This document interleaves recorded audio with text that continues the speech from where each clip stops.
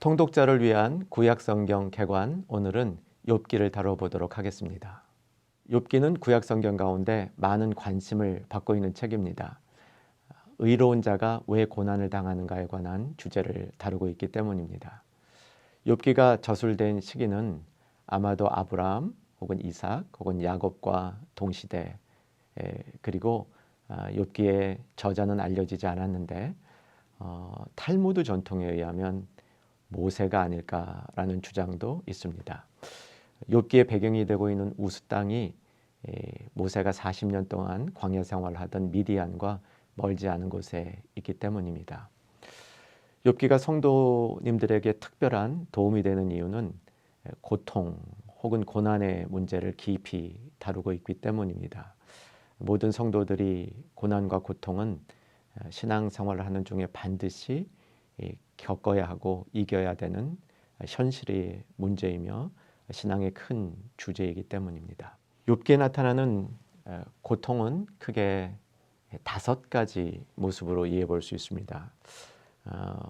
첫 번째 욥기에 나타나는 고통의 이해는 고통은 해로운 것이다. 이것은 당시의 모든 사람들이 갖고 있는 통념을 대표하는 것이고, 또 우리 시대 때에도 고통은 이 해로운 것, 우리가 원치 않은 것으로 여겨지고 있죠.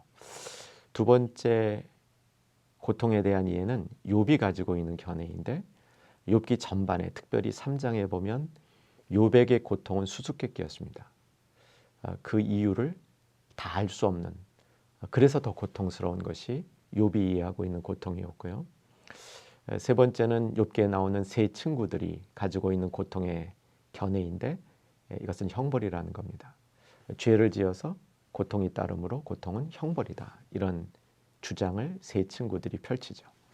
세 친구 뒤에 나오는 엘리후라는 인물이 있는데, 이 인물은 고통을 다소 하나님의 관점에서 보는 특징이 있습니다. 온전하지는 않습니다. 그래서 엘리후가 고통을 하나님 관점에서 볼 때 고통은 인간을 정화하기 위한 것이다. 이렇게 설명을 하고요. 결점이 있기 때문에 고통이 따르지만 고통을 통해서 인간은 정화될 수 있다라는 관점을 보입니다. 그러나 이것은 완벽한 고통에 관한 이해는 아니기 때문에 주의하여야 됩니다. 완벽한 고통에 관한 이해는 하나님의 관점에서 욥기에 스며들어 있는데, 그것은 고통을 섭리적으로 하나님이 허용하셔서 하나님의 섭리를 이루어 가신다. 인간의 뜻으로는 다 이해할 수 없는, 다 깨달을 수 없는 깊은 경지에 하나님의 계획을 이끌어 가신다. 이렇게 5가지 견해로 욥기의 고통의 문제가 다루어지고 있다는 것 알아두시면 유익하겠습니다. 자, 이제 욥기의 읽기 전략을 한번 살펴보도록 하겠습니다. 42장이나 되는 욥기의 내용들은 단숨에 읽기에 쉽지 않습니다. 욥기를 읽으실 때 1장과 2장을 주의해 읽으시기 바랍니다. 재미있습니다. 1장과 2장은 우리가 잘 알고 있는 내용이고 아주 굉장히 역동적인 드라마와 같은 이야기이기 때문에 욥기의 1장, 2장은 읽기 쉽습니다. 3장부터 37장까지가 문제입니다. 긴 장인데 이 부분에 세 친구와의 논쟁이 나타나고 엘리후가 그 논쟁에 개입해서 결국은 네 사람하고 욥이 주고받으면서 논쟁을 하는데, 이 내용을 한 번 읽고 무슨 뜻인지 다 이해하는 것은 대단히 어렵습니다. 그래서 이 부분을 읽으면서 어려움이 있다면 그 어려움을 그냥 지나가시는, 그 어려움과 함께 가시는 성경 읽기를 권합니다. 그러면서 38장을 기대하시기 바랍니다. 38장이 언제 나오나 기다리시다가 38장이 눈앞에 펼쳐지면 다시 즐거운 마음으로 돌아오셔서 말씀에 집중해 보실 수 있기를 권합니다. 이제 표를 보시면 좀 전에 설명드렸던 욥기 읽기 전략을 한눈에 살펴볼 수 있습니다. 1장과 2장, 여기서는 욥의 재앙과 그 배후에 대한 설명이 나오고 3장에서 37장 세 친구 및 엘리후와의 대화 이후에 38장에서 42장까지 욥이 하나님의 음성을 드디어 듣는 겁니다. 하나님을 만나게 되는 것이죠. 그래서 욥의 모든 문제들이 총정리되고 이후에 42장 마지막 부분 7절 이하에서 욥의 인생이 다시 회복되어진다. 이런 내용으로 살펴볼 수 있겠습니다. 이제는 3장에서 37장 욥기를 읽는 전략 중에서 가장 지혜가 필요한 부분에 관한 개관, 요점을 나눠보도록 하겠습니다. 욥의 세 친구가 등장하죠. 2장 13절을 살펴보면 이 친구들이 엉터리 없는 불신앙적인 사람이 아니라는 것을 발견할 수 있습니다. 욥기 2장 13절 읽어보겠습니다. 밤낮 7일 동안 그와 함께 땅에 앉았으나 욥의 고통이 심함을 보므로 그에게 한마디도 말하는 자가 없었더라. 이들은 욥에게 다가올 때부터 욥의 마음을 어느 정도는 헤아려서 다가왔고 그 자신이 같이 옷을 찢고 티끌을 날리면서 욥의 그 고난에 형식적으로 동참하는 모습을 보여주지요. 그런데 사실 이들의 이 논쟁의 요점들은 나중에 밝혀지듯이 욥에게 고통을 더했을 뿐이고 하나님이 기뻐하시고 하나님이 원하시는 하나님의 이해하고는 상관없는 자신의 견해를 펼쳤다는 것을 알 수 있게 됩니다. 세 친구가 제기한 욥에 대한 비판은 완전히 잘못된 것들은 아닙니다. 다만 부적절한 것들이었습니다. 그 이유는 질문자들이 자기의 의 혹은 자기의 수준에서 욥을 평가하고 욥의 고통을 판단하고 있기 때문인 것이죠. 하지만 욥기가 보여주듯이 욥은 의로운 사람이었습니다. 욥이 이해하고 있었던 하나님과 신앙에 대한 폭은 세 질문자보다 훨씬 더 깊은 수준에 있었다는 사실을 우리 독자들은 알 수 있어야 합니다. 또 질문자들은 욥을 향한 진정한 위로의 심정이 없었습니다.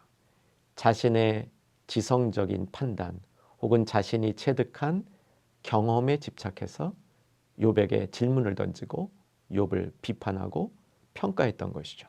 우리들은 욥의 고통을 보면서 왜 이 세상에 고난이 생겼는가, 사람이 고난을 받는 이유가 무엇인가에 관한 욥기를 넘어선 성경 전체의 가르침이 무엇인지 궁금하게 됩니다. 성경에는 크게 세 가지 인간이 왜 고난을 받는가에 관한 설명이 나오는데 첫 번째는 인간이 잘못했기 때문이라는 것이죠. 두 번째는 인간이 잘못된 것이 아니라 세상이 잘못되어서 세상의 구조가 악하기 때문에 생기는 고통이라는 겁니다. 예를 들면 전쟁, 또 극심한 빈부 차이라는 사회 구조, 사회 계층 구조에서 도저히 어쩔 수 없이 가난과 억눌림을 가진 상태에서 태어난 경우, 이 경우는 자신의 잘못과 상관없이 고통을 겪어야 한다는 것이죠. 세 번째는 의를 위한 고난인데 세상에 사실은 많지 않습니다. 그러나 예수님의 고난을 이해하려면 의를 위한 고난, 그것이 있으며 어떤 것인지를 이해해야 된다고 성경은 가르쳐주고 있습니다. 이제부터 욥기서에 나오는 욥이 고난을 당한 참 모습에 대한 말씀을 나눠보도록 하겠습니다. 욥이 당하고 있는 고통의 참된 모습은 세상의 의인이라도, 당시 기준으로 욥은 세상의 의인이었습니다. 세상의 의인이라도 하나님 의의 기준이 적용이 되면 말할 수 없는 고통을 경험할 수밖에 없다는 겁니다. 사람이 갖출 수 있는 의와 하나님의 의, 하나님이 요구하시는 의 사이에 이 차이가 너무 크기 때문에 인간은 하나님의 의라는 잣대가 그에게 딱 들이닥치면 그 안에서 고통을 겪을 수밖에 없다는 것이 욥의 고난의 첫 번째 핵심이라고 볼 수 있겠습니다. 욥기 13장 27절을 읽어보십시다. 28절도 같이 보시기 바랍니다. 내 발을 착고에 채우시며 나의 모든 길을 살피사 내 발자취를 점검하시나이다. 나는 썩은 물건의 낡아짐 같으며 좀 먹은 의복 같으니이다. 철저하게 하나님이 욥을 다루실 때 욥의 마음은 내 발에 착고를 채우시며 나의 모든 길을 하나님이 꼼꼼하게 불꽃 같은 눈동자로 살피시니까 견딜 수 없는 자기 괴리감과 자기 연약함, 부족함, 자기 의가 부족한 것을 깨달으면서 나는 썩은 물건의 낡아짐 같으며 좀 먹는 의복 같으니이다. 이렇게 자기 자신을 고백할 수밖에 없었던 것이죠. 이 욥의 말은 뒤에 가면 엘리후가 그 말을 재언급하면서 그런 욥의 생각이 잘못된 태도이며 잘못된 논리라고 꼬집고 있습니다. 하지만 하나님은 욥의 그러한 자기 진술이 옳았다고 욥의 편을 들어주시는 것이죠. 이 고통을 겪으면서 욥이 꼭 하고 싶었던 것은 하나님께 질문하고 하나님께로부터 직접 대답을 듣고 싶었던 것입니다. 비록 자신의 투정에 대해서 하나님이 질책을 하신다 하더라도 자신의 고통의 문제를 하나님 앞에 직접 호소하면서 한번 따져 묻고 싶었던 것이죠. 따라서 욥의 마음속에 갖고 있었던 이 갈망과 고통은 의문과 회의에서 비롯된 것이 아니라 하나님에 대한 온전한 지식을 얻기 위해서, 그러기 위해서 하나님을 만나기 위한 소망 가운데 그의 고난과 고통이 계속되고 있었던 사실을 알 수 있게 되는 것이죠. 이를 통하여 어떤 회의도 없이 하나님이 인간을 돌보시는 속성과 그의 임재를 사모했던 것입니다. 욥은 한 번도 하나님의 존재와 그분의 선한 인격을 욥기에서 부정해 본 적이 없습니다. 다만 하나님과 직접 만나서 질문하고 소통하고 싶었던 그의 열망이 욥기의 고통 가운데 핵심이라고 볼 수 있는 것이죠. 욥이 하나님과 소통하고 싶었던, 하나님께 질문하고 싶었던 열망을 몇 구절 살펴보겠습니다. 욥기 13장 20절과 21절 그리고 22절 말씀 보겠습니다. 오직 내게 이 두 가지 일을 행하지 마옵소서. 그리하시면 내가 주의 얼굴을 피하여 숨지 아니하오리니 곧 주의 손을 내게 대지 마시오며 주의 위엄으로 나를 두렵게 하지 마실 것이니이다. 그리하시고 주는 나를 부르소서. 내가 대답하리이다. 혹 내가 말씀하게 하옵시고 주는 내게 대답하옵소서. 이어서 욥기 30장 20절 같이 보겠습니다. 내가 주께 부르짖으나 주께서 대답하지 아니하시오며 내가 섰사오나 주께서 나를 돌아보지 아니하시나이다. 이러던 욥이 38장, 우리가 기대하던 38장에 오면서 드디어 하나님과 대화할 수 있는, 하나님께 질문할 수 있는 그런 기회를 얻게 됩니다. 욥기 38장 1절에서 3절까지 보겠습니다. 그때에 여호와께서 폭풍우 가운데에서 욥에게 말씀하여 이르시되 무지한 말로 생각을 어둡게 하는 자가 누구냐? 너는 대장부처럼 허리를 묶고 내가 내게 묻는 것을 대답할지니라. 욥이 하나님을 만나서 하나님으로부터 대답을 들은 이후 욥은 어떠한 변론도 더하지 않습니다. 자기의 입을 가리고 이제 더 이상 질문의 자리에 서지 않습니다. 우리가 이를 통해서 배울 수 있는 것은 욥이 사실 하나님과 변론하고 싶었던 것이 아니죠. 욥은 하나님의 말씀을 그냥 한번 듣고 싶었고 하나님을 직접 만나고 싶었던 것이죠. 그래서 하나님으로부터 대답을 듣는 순간 그 대답의 내용이 그에게 중요했던 것이 아니라 그는 그런 하나님과의 만남을 통해서 하나님 품에 욥이 안길 수 있었던 것입니다. 이렇듯 욥의 모든 질문은 42장 1절에서 6절 사이에 해결된 모습으로 나타나게 된다는 사실이죠.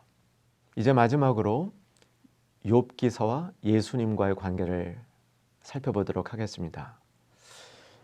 욥의 고통은 예수님이 오시기 전, 그러니까 구약 시대 때 인간으로서는 가장 탁월했던 의인이 가장 높은 수준의 경험하는 고통이었다고 볼 수 있겠습니다.